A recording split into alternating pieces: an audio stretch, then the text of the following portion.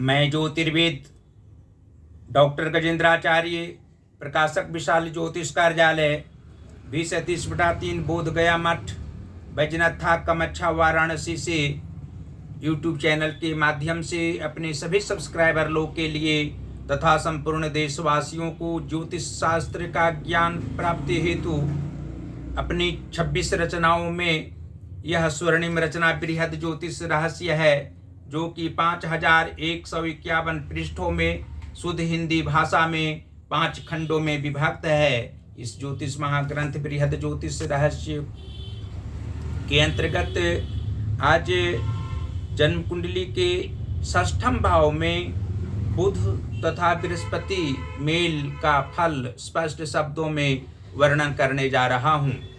जन्म कुंडली के 6ठ भाव में बुध तथा बृहस्पति के मेल से जातक इतने भावुक व कोमल हृदय के होते हैं कि शत्रुगण भी इनकी बातें को स्वीकार करते हैं। दुस्साहस इनमें बहुत होने के साथ साथ आत्मबल होता है। अपनी क्षमता के अनुसार पैर बढ़ाते हैं एवं हाथ उठाते हैं। इनकी वाणी में प्रखरता निरंतर रहती है। शत्रु इनका बहुत पीछा करता है, लेकिन कभी भी जीवन में बाल बांका वे सब नहीं करते।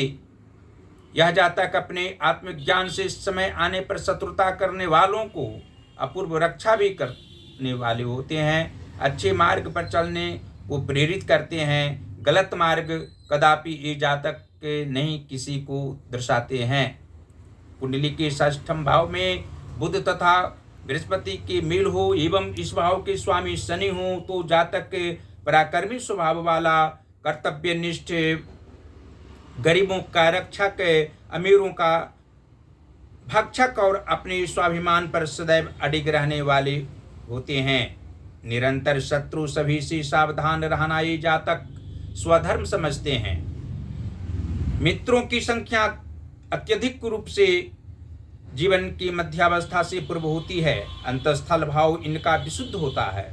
उच्च वर्ण का स्वभाव इनमें जीवनों पर्यंत सभी जन को देखने मिलते हैं। विद्या प्राप्ति में सफलता इन्हें अवश्य ही मिलती है। इसके अलावा जीवन के अनेकों क्षेत्र में सफलता इन्हें प्राप्त होती है। अपने परिवार में ये जातक हर प्रकार से सुखी संपन्न होते हैं। और यह भी स्पष्ट शब्दों में आप लोग जान सकते हैं कि जन्म कुंडली के कर्म भाव के स्वामी बुध ग्रह हों और मातृभाव के स्वामी गुरु बृहस्पति हों तो 6ठम भाव स्थित बुध एवं बृहस्पति के प्रभाव से जातक के कर्तव्यनिष्ठ व्यक्ति होते हैं। लेकिन कर्म करने समय इनको मानसिक तनाव किसी न किसी रूप में रहा करता है। कर्म के प्रति सदैव सचेष्ट रहने वाले होते हैं। त्याग की भावना इनमें रहा करती है। सहयोगी जनों को सहयोग करने की क्षमता इनमें रहा करती है। मातृ सुख इन्हें अवश्य प्राप्त होता है। माता की भावनाओं को ये भली भांति समझने वाले होते हैं और माता भी इनकी बातों का सम्मान सभी स्थितियों में करने वाली होती हैं। जन्म कुंडली के 11 भाव के स्वामी चंद्रमा हों और 5म भाव के स्वामी शनि ग्रह हों तो 6ठम भाव स्थित बुध एवं बृहस्पति के प्रभाव से जातक अपने कार्यों में सदैव लगे रहने वाले होते हैं। दूसरी की बातों को सुनते हैं, लेकिन अपने मन की बातें को करने वाले होते हैं। और पुत्र सुख इन्हें अवश्य होता है। संतान सुख की प्राप्ति इन्हें जीवन की पूर्वार्ध भाग से लेकर जीवन के उत्तरार्ध भाग तक होती है। और जातक अपने विचारों पर रहने वाले और अपने संतानों को उच्च शिक्षा प्रदान करने वाले होते हैं। अच्छी संस्कारों से युक्त कराने वाले होते हैं। त्याग की भावना इनकी संतानों में भी रहा करती है। और जन्म कुंडली के भाग्य भाव के स्वामी शुक्र ग्रह हों तथा धन भाव के स्वामी अर्थात द्वितीय भाव के स्वामी शुक्र ग्रह हों अर्थात वृष राशि के स्वामी शुक्र 9वें भाव में और द्वितीय भाव में तुला राशि द्वितीय भाव का हो तो 6ठम भाव स्थित बुध एवं बृहस्पति के प्रभाव से जातक का भाग्य 24वें वर्ष के उपरांत भाग्योदय होना चाहिए और मुख्य रूप से 28वें वर्ष में इनका भाग्योदय होता है। धन के प्रति व्यक्ति कभी भी अभिलाषा ज़्यादा नहीं रहा करती है। धनोपार्जन करने में उच्च विचारों से युक्त रहने वाले अपने कर्म क्षेत्र में होते हैं। जीवन के उत्तरार्ध भाग में भी धनोपार्जन करने वाले होते हैं और अपने सद्विचारों के अनुरूप कार्य करने वाले पारिवारिक क्षेत्र में होते हैं। और अंत में यह आप लोग जान सकते हैं कि जन्म कुंडली के सप्तम भाव के स्वामी गुरु बृहस्पति हूँ और लग्नेश बुध ग्रह हूँ तो षष्ठम भाव स्थित बुध एवं बृहस्पति के प्रभाव से जातक का दाम्पत्य जीवन सुखमय रहता है। त्याग की भावना इनकी पत्नी में भी रहा करती है। पति पत्नी दोनों में मधुर संबंध रहा करता है।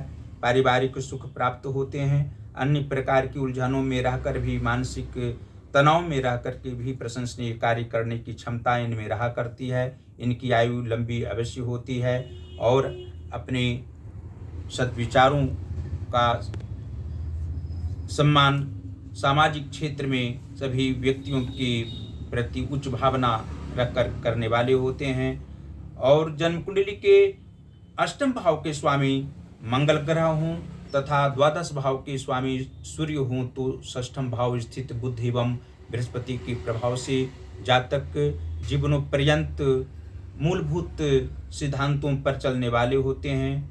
अच्छी साधना इनकी प्रत्येक दिन रहा करती है और दिनचर्या इनकी सही रहने के कारण स्वस्थ शरीर होना भी स्वाभाविक बात होती है। ये अपव्ययी व्यक्ति नहीं होते हैं और इनके मित्र जन अपव्ययी होते हैं। मित्रजनों से सावधान रहने की आवश्यकता इनको होती है।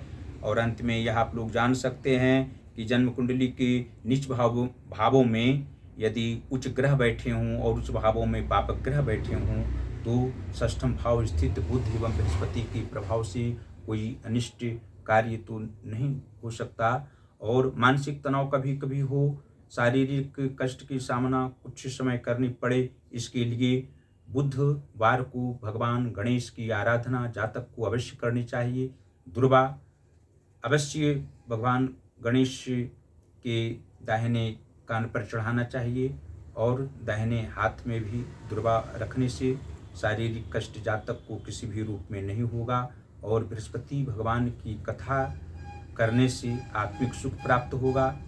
और भगवान शिव की आराधना जातक को नित्य दिन अवश्य ही करनी चाहिए। कम से कम प्रत्येक सोमवार और बृहस्पतिवार को भगवान शिव की आराधना करने से मुख्य रूप से ओम नमः शिवाय इस मंत्र का आवाहन 3 माला प्रत्येक दिन करने से जातक का शारीरिक, मानसिक और आर्थिक समस्या किसी भी रूप में उत्पन्न नहीं होगी और जीवनोपर्यंत अपने कार्यों में प्रेम पूर्वक लगे हुए रहेंगे। और आप लोग से यह भी हम बताना चाहते हैं कि यहाँ प्रकाश की कार्य होता है। हिंदी का पुस्तक, संस्कृत का पुस्तक यहाँ से प्रकाशित करा सकते हैं और आप लोग पर देवाधिदेव महादेव की असीम कृपा बनी हुई रहे। आप लोग हमारी सभी 26 रचनाओं को अपने अपने घरों में ले जाकर विद्यालय, महाविद्यालय, विश्वविद्यालय में भी लोग ले जाकर और अध्ययन कर सकते हैं। इसके अध्ययन करने से आप लोग को आत्मिक सुख अवश्य ही प्राप्त होगा। हमको बहुत खुशी होगी आप लोग अध्ययन करेंगे तो। और हमेशा भगवान देवादिदेव महादेव से हम प्रार्थना करते रहते हैं आप लोग सदैव स्वस्थ रहें, प्रसन्न रहें और हमारी सभी रचनाओं का अध्ययन प्रेम पूर्वक करते रहें। और जो ज्योतिष महाज्ञान हमारा चैनल यूट्यूब पर है उसको अवश्य ही आप लोग सब्सक्राइब करें। धन्यवाद।